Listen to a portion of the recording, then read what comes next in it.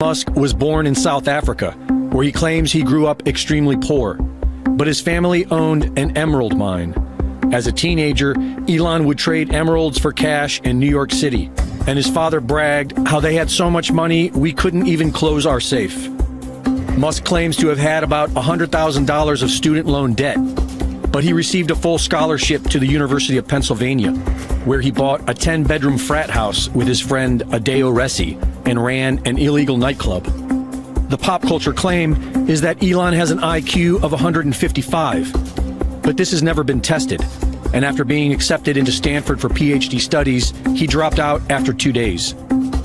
After dropping out, Elon began his first business venture with his brother Kimball, Zip2, which was essentially a digital version of the Yellow Pages. The brothers received tens of thousands of dollars from their parents, and yet Elon denies this. An associate of Elon's father, Greg Curry, got involved to bring in investors, but Elon's code was no good, so they had to hire on professional coders to rewrite everything. Zip2 was then sold for $307 million to Compaq, who later shut it down without ever earning a profit. Musk then went on to create an online bank, X.com. He partnered with banking expert Harris Fricker, Edward Ho, and Christopher Payne. All three ended up leaving the company after accusing Elon of lying to the media about the quality of their product. Elon claims he founded PayPal. Before the company was named PayPal, it was known as Confinity. It was founded in 1998 by Peter Thiel and Max Levchin. After losing millions of dollars, Elon's X.com was bought by Confinity in a merger in 2000. All Musk contributed at Confinity was his own power struggle. He made himself CEO and pushed to change the name to X.com. The executive team successfully petitioned to fire Musk while he was away on vacation. Part of Musk's resignation agreement stipulated that all references to founders of the company will be removed from their website, allowing Elon to claim credit, which so far is all he has ever achieved. Peter Thiel then rebranded the company as PayPal, went public, and sold to eBay for $1.5 billion. Elon made $180 million from the deal, which he then invested into Tesla, SpaceX, and failed company SolarCity. Elon falsely claims to be the founder of Tesla. Tesla was founded in 2003 by Mark Tarpenning and Martin Eberhard, who developed the Tesla Roadster. When Tesla Motors began looking for venture capital, they approached Elon Musk, who had the fake credibility as PayPal's co-founder. Musk joined with the condition that he be named chairman of the board. In emails, Musk was upset that the media was not giving him credit for Tesla Motors, and went after Martin Eberhard, replacing him as CEO. He then forced Eberhard out of the company and rewrote the company's history to have himself listed as an original co-founder. Martin Eberhard, the man behind the Tesla Roadster, was promised the first Roadster off the assembly line, but Musk screwed him over on that as well and sent that car into space. He describes his father as being an evil, abusive man. His father, Errol Musk, has been accused of being a pedophile and fathered a child with his stepdaughter, who is 42 years younger than him. This spoiled, narcissistic failure, son of accused pedophile, wants to put computer chips in everyone's brain so that we can merge with artificial intelligence.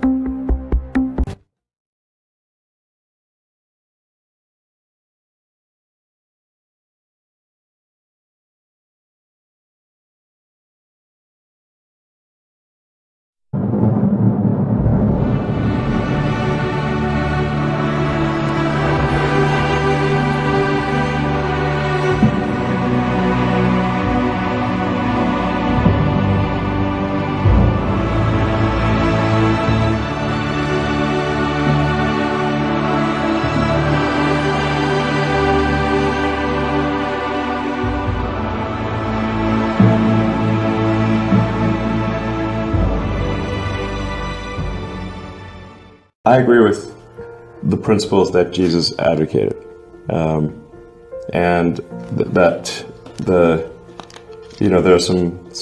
there's great wisdom in the teachings of Jesus, and I agree with those teachings. And things like turn the other cheek are very important, because as opposed to an eye for an eye. An eye for an eye leaves everyone blind. So forgiveness, is important, and treating people as you would wish to be treated. Love thy neighbor as thyself. Very important. But hey, if Jesus is saving people, I mean, I wouldn't stand in his way. I'll be sure, I'll be saved. Why not? Musk warns about artificial intelligence, which he has called more dangerous than nuclear weapons. Musk spoke at a symposium at MIT. I mean, with artificial intelligence, we are summoning the demon. You know those stories where there's the guy with the pentagram and the holy water, and he's like, yeah, you sure you can control the demon? Didn't work out. The idea that we're experiencing some sort of a preserved memory is, even though it's still the same, it's not comforting, right? For some reason, when people talk about simulation theory, they talk about the potential for this currently being a simulation. Even though your life might be wonderful, you might be in love, you might love your career, you might have great friends, but it's not comforting to know that this experience somehow or another doesn't exist in a material form that you can knock on. Feels real, doesn't it? Feels real, but if it's not, but the idea that it's not is for some strange reason disconcerting. Well, yeah, I'm sure it should be disconcerting, because then if this is not real, what is? Right. But there's that old sort of thought experiment of like, how do you know you're not a brain in a vat? Right now, here's the thing: you are a brain in a vat. Then that vat is your skull. Yes. And everything you see, feel, hear, everything, all your senses are electrical signals. Everything. Yeah. So that it would just be that more of you would be in the cloud, I guess, than in your body. More of you. That AI is unequivocally something that has potential to be dangerous to the public. You make a swarm of assassin drones for very little money by just taking the Face ID chip that's used in cell phones and having a small explosive charge and a standard drone, and have them just do a grid sweep of the building until they find the person they're looking for, ram into them and explode. You can do that right now. No new technology is needed. Right now. People do. Probably a bigger risk than being hunted down by a drone is that AI would be used to make incredibly effective propaganda that would not seem like propaganda. So these are deep fakes. Yeah, influence the direction of society, influence elections. Artificial intelligence just hones the message, looks at the feedback, makes this message slightly better. Within milliseconds, it can adapt its message and shift and react to news. And there's so many social media accounts out there that are not people. Like, how do you know it's a person, not a person? Έγραψε πρόσφατα στο Twitter ότι το Παγκόσμιο Οικονομικό Φόρουμ γίνεται όλο και περισσότερο μια μη εκλεγμένη παγκόσμια κυβέρνηση που οι άνθρωποι δεν ζήτησαν ποτέ και δεν θέλουν. Προφανώς οι παγκοσμιοποιητές στο Davos δεν το άκουσαν, είπε ο Musk. Operates as a semi-independent subsidiary of Google. The thing that makes DeepMind unique is that DeepMind is absolutely focused on creating digital superintelligence, an AI that is vastly smarter than any human on Earth, and ultimately smarter than all humans on Earth combined. I mean, the DeepMind system can win at any game. It can already beat all the original Atari games. It is superhuman. It plays the games at super speed in less than a minute.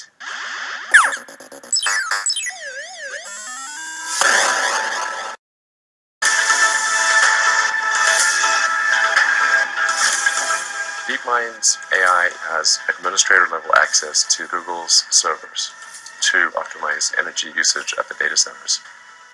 However, this could be an unintentional Trojan horse. DeepMind has to have complete control of the data centers, so with a little software update, that AI could take complete control of the whole Google system, which means they can do anything. They can look at all your data, you can do anything.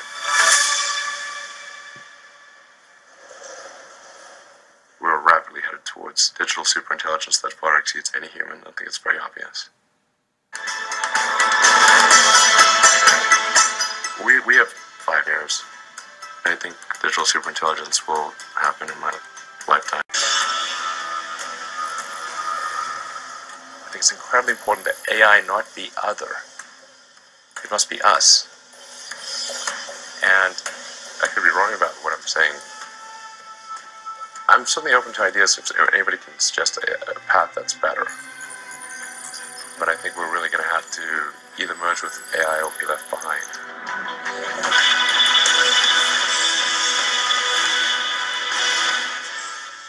The least scary future I can think of is one where we have at least democratized AI.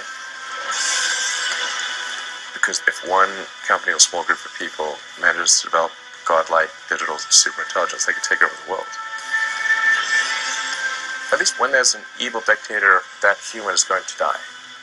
But for an AI, there would be no death. It would live forever.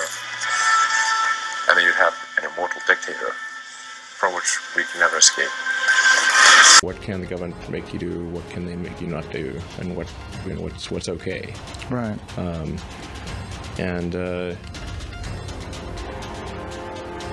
Yeah, I think we went too far. Μία από αυτές είναι η επίθεσή του ότι οι πυραμίδες της Αιγύπτου κατασκευάστηκαν από εξωγήινους. Ούτε λίγο ούτε πολύ είπε μπουμπούνα τον Bill Gates και ότι δεν θα κάνει το εμβόλιο. To be totally frank, almost every conspiracy theory that people had about Twitter turned out to be true. So, like, is there a conspiracy theory about Twitter that didn't turn out to be true? So far, they've all turned out to be true. And if not, more true than people thought. I'm really quite close to, I'm very close to the cutting edge in AI, and it scares the hell out of me. It's capable of vastly more than almost anyone knows, and the rate of improvement is exponential. You can see this in things like AlphaGo, which went from, in the span of maybe 6 to 9 months, it went from being unable to beat even a reasonably good Go player to then beating the European world champion, who was ranked 600, then beating Lisa Doll 4-5, who'd been world champion for many years, then beating the current world champion, then beating everyone while playing simultaneously. Then there was AlphaZero, which crushed AlphaGo 100-0. And AlphaZero just learned by playing itself, and it can play basically any game that you put the rules in for. Whatever rules you give it, it literally read the rules, play the game, and be superhuman for any game. Nobody expected that rate of improvement. If you ask those same experts who think AI is not progressing at the rate that I'm saying, I think you will find that their predictions for things like Go and other AI advancements have their batting average is quite weak. So the rate of improvement is really dramatic. We have to figure out some way to ensure that the advent of digital superintelligence is one which is symbiotic with humanity. I think that's the single biggest existential crisis that we face, and the most pressing one. And how do we do that?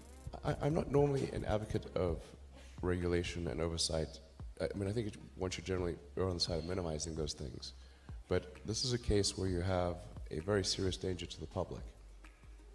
And so therefore there needs to be a public body that has insight and then oversight to confirm that everyone is developing AI safely.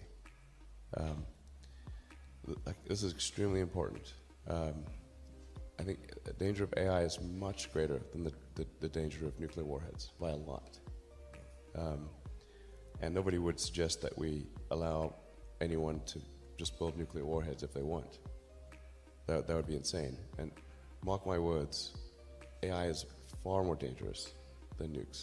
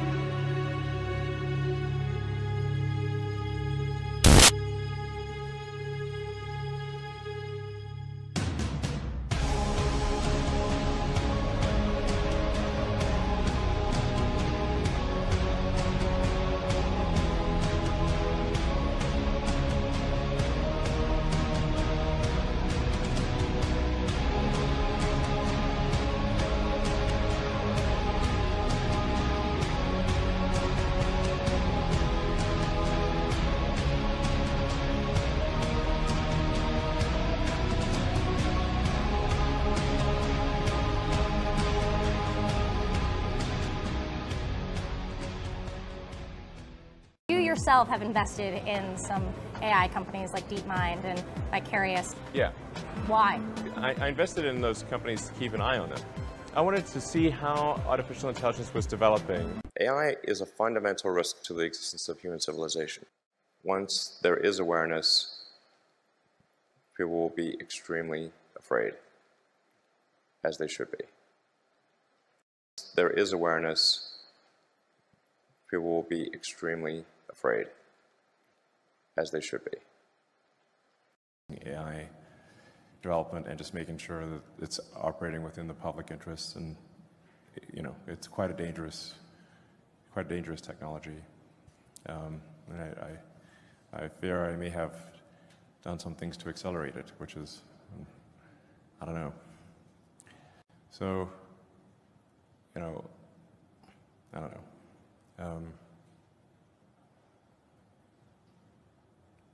Like Tesla's doing good things in AI. Fewer and fewer jobs that a robot cannot do better.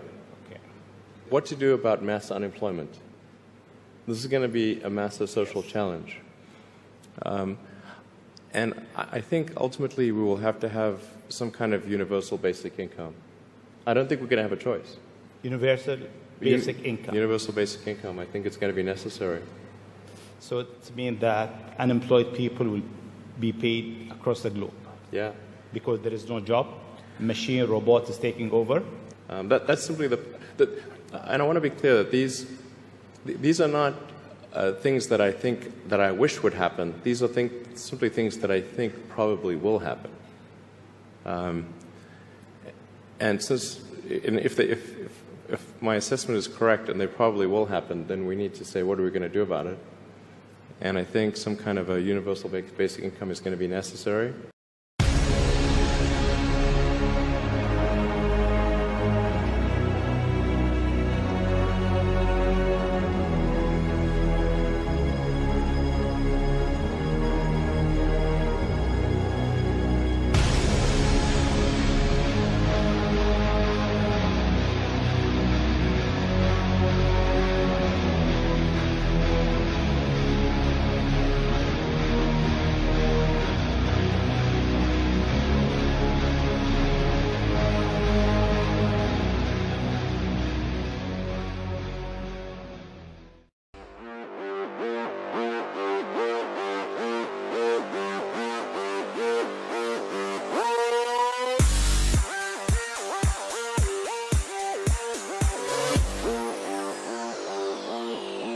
Τρόμαξα εγώ. Δεν ξέρω εσύ, εγώ τρόμαξα πάντως. Λοιπόν, αυτό που παρακολουθήσατε είναι ένα ανθρωποειδές μεταλλικό ρομπότ, το οποίο παρουσίασε χθες η Τέσλα, η βιομηχανία ηλεκτρονικών αυτοκινήτων. Είναι μια είδηση που είδαμε από το sky.gr και αναφέρει ο ιδρυτής της Τέσλα ότι αυτό το ανθρωποειδές, εν πάση περιπτώσει, λέει, θα εκτελεί επαναλαμβανόμενα ή επικίνδυνα καθήκοντα βασιζόμενα στην ίδια την τεχνολογία που θα αξιοποιηθεί στα ημιαυτόνομα ηλεκτρικά αυτοκίνητα της εταιρείας του. Are you testing on people right now? No, we're not testing on people yet, but I think it won't be too long. I think we may be able to implant a Neuralink in less than a year in a person, I think. What happens if someone ultimately does get a Neuralink installed? What will take place? Well, for version 1 of the device, it would be basically implanted in your skull. So, but it would be flush with your skull. So you basically take out a chunk of skull, put the Neuralink device in there. You put the electrode, you'd insert the electrode threads very carefully into the brain, and then you stitch it up, and you wouldn't even know that somebody has it, and so then it can interface basically anywhere in your brain. So the hole would be small. How big would the hole be that you have to drill and then replace with this piece? It's only one hole? Well, yeah, the device we're working on right now is about an inch in diameter. And your skull's pretty thick, by the way. So skulls are. Mine is, for sure. It might actually literally be. I mean, if you're a big guy, your skull is actually fairly thick. Skull's it's like 7 to 14 millimeters. So mine's probably a couple of inches. A half inch, half-inch thick skull ish. Yeah. So that's a fair bit of we got quite a coconut going on there. It's not like some eggshell. Oh yeah, I believe you. So you basically implant the device. And so it would be like a 1 inch square, or 1 inch in diameter. Yeah, so an inch circle, like a circular. Yeah, I think like a smartwatch or something like that, and you replace that say 1 inch diameter piece of skull with this Neuralink device. And that has a battery and a Bluetooth and an inductive charger, and then you also got to insert the electrodes. So the electrodes are very carefully inserted with our robot that we developed. It's very carefully putting in the electrodes and avoiding any veins or arteries, so it doesn't create trauma. So through this 1 inch diameter device, electrodes be inserted, and they will find their way like tiny wires, basically. Tiny wires. Tiny wires. And they'll find their way to specific areas of the brain to stimulate? No, you literally put them where they're supposed to go. Oh, okay. Yeah, you insert. How long will these wires be? I mean, they usually go in depending on where it is, 2 or 3 millimeters. So they just find the spots. Yeah. Wow. And then, then you put the device in, and that gets that replaces the little piece of skull that was taken out, and then you stitch up the hole, and then you just have a little scar, and that's it. Will this be replaceable or reversible? Yes. Like if someone can't take it anymore? Yeah, I'm too smart. I can't take it. Yeah, you can totally take it out. And what is besides restoring limb function and eyesight and hearing, which are all amazing, is there any cognitive benefits that you anticipate from something like this? Yeah, I mean, you could for sure. I mean, basically, it's a generalized sort of thing for fixing any kind of brain injury in principle, like if you've got like severe epilepsy or something like that, it could just sort of stop the epilepsy from occurring. Like it could detect it in real time and then fire a counter pulse and stop the epilepsy. I mean, there's a whole range of brain injuries. Like somebody gets a stroke, they could lose the ability to speak. That could also be fixed. So if you've got like stroke damage, or if you lose, say, muscle control over part of your face or something like that, I think. And then when you get old, you tend to, if you get like, Alzheimer's or something like that, then you lose memory, and this could help you with, restoring your memory, that kind of thing. I mean, ultimately, if you want to go with full AI symbiosis, you'll probably want to do something like that. Symbiosis is a scary word when it comes to AI. It's optional. I would hope so. Yeah. It's just, I mean, once you enjoy the Dr. Manhattan lifestyle, once you become a god, seems very, very unlikely you're going to want to go back to being stupid again. I mean, you literally could fundamentally change the way human beings interface with each other. Yes. Yes. You wouldn't need to talk. I'm so scared of that, but so excited about it at the same time. Is that weird? According to this 2008 Bloomberg article, Elon Musk was a graduate of the World Economic Forum's Young Global Leader program. The same Elon who wants to implant microchips into our brains. And the same Young Global Leader program, Klaus Schwab has bragged, produced such alumni as Putin, Merkel, Trudeau, and so many others. As we see in this 2019 World Economic Forum document on digital IDs, one of the pillars is titled Social Platforms, and they just so happen to use Twitter's logo. Coincidence? Perhaps. So while it is exciting that Elon is shaking things up as a champion for free speech, the question remains, will this advance the digital ID agenda that will be attached to every aspect of your life, including your social media posts, leading us towards a social credit score system of control? Time will tell. I had Elon Musk on my radar for a very long time. Because you do not reach that level of apparently claim to be richest man in the world unless the cult is okay with you, right? You don't. Unless you're in service to the cult, you don't get to that level. Because, as I've described elsewhere, this cult completely controls the world banking financial system. It bloody created it. And therefore, if it wants to bring you down financially from that highest point of richest man in the world, it can do it overnight. The great chunks of Musk's wealth are related to the overvaluation of the share price of Tesla. Okay, so let's look. I have this phrase, know the outcome and you'll see the journey. If you don't know what the outcome is planned to be, then everything's random. Why are they doing that? Why has this happened? When you know what the outcome is planned to be, those apparently random events become very clear stepping stones to the outcome. So what's the outcome they want? Well, part of it is they want to generate a electromagnetic field, the cloud they call it, which impacts on every inch of the planet, what we perceive as the planet. And it's founded now at its highest point on 5G, but they're already starting to bring 6G in, 7G to come.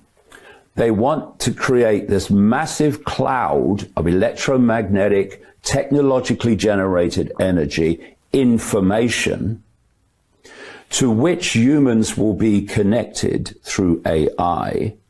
So instead of expanding your consciousness, which we all can, out of this illusory realm of, quote, mind, we get into what mind really is, your mission control is not a state of infinite awareness limited only by your perception of how awake you can be. Your mission control will be the cloud. And the cloud will be, this is what they plan, a hive mind for everyone. They are talking about the fact that by 2030, the human brain will be connected to artificial intelligence. And once that happens, artificial intelligence will do more and more, these are their words, more and more of human thinking until human thinking as we know it now will be basically negligible. And therefore, no more necessity to control information, to form perception, to dictate behavior. Your perception will come direct through AI. And it will be a hive mind. That I've been warning about this for like 20 years or more, the hive mind. So how do you create this cloud? Well, you can put 5G towers all over to get every inch of the planet. To do that, you need low orbit satellites, thousands and thousands of them, beaming this stuff at every inch of planet Earth. Who's the leader in that? Who has got permission from the Federal Communications Commission, their version of Ofcom in effect, in the United States to put tens of thousands of low orbit satellites up to beam this stuff at the Earth? SpaceX. SpaceX. Elon Musk. Who was it that came out and said AI could be the end of humanity? True, in terms of humanity as we know it. Elon Musk. What did he then do? He started a company called Neuralink, which is about connecting the human brain to computers and AI. Another agenda is electric vehicles. And electric vehicles are not there to replace petrol and diesel vehicles, except for the elite and the rich. They're there to make sure, by banning diesel and petrol vehicles, that the mass of the population don't have a bloody vehicle, because the end of movement is fundamental to this dystopia. The 15-minute cities, the digital concentration camp, digital currencies, all involved in this.